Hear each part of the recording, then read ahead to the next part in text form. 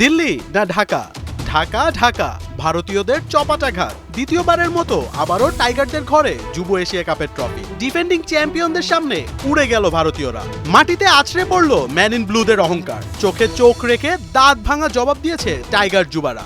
বাংলাদেশের চ্যাম্পিয়ন হবার পেছনের অন্যতম কারিগর টাইগার কাপ্তান আজিজুল হাকিম তামিম। ব্যাটে বলে যুদ্ধের লড়াইটা সামনের থেকেই নেতৃত্ব দিয়েছেন তিনি। পুরো টুর্নামেন্টে উড়ন্ত ফর্মে ছিলেন তামিম। প্রায় প্রতিটি ম্যাচেই টাইগারদের টপ অর্ডারের দায়িত্ব নিজের কাঁধে তুলে নিয়েছেন তিনি। টুর্নামেন্টের দ্বিতীয় সর্বোচ্চ রান স্কোরার টাইগার কাপ্তান। 5 ম্যাচ খেলে 2 হাফ সেঞ্চুরি ও 1 সেঞ্চুরির সাথে মোট 240 রান করেছেন তামিম। ম্যাচ প্রতি তার গড় রান 80। স্ট্যাটই বলে দেয় captain was leading from the front. Batting এর পাশাপাশি তার ঘূর্ণিতেও কাবু করেছেন ব্যাটসম্যানদের। কাপ্তান তার অফ ব্রেক ঘূর্ণিতে শিকার করেছেন 4 উইকেট। তার মধ্যে 3টি ছিল ফাইনালে ভারতের বিপক্ষে। 18 রানের অ্যাভারেজের পাশাপাশি ইকোনমিটাও ছিল ঠিকঠাক।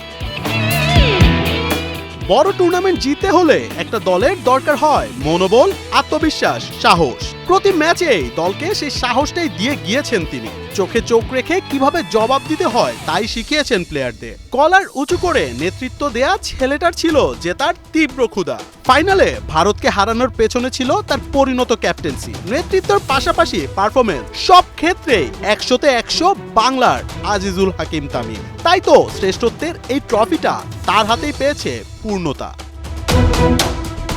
মোহাম্মদ আদনান, 71।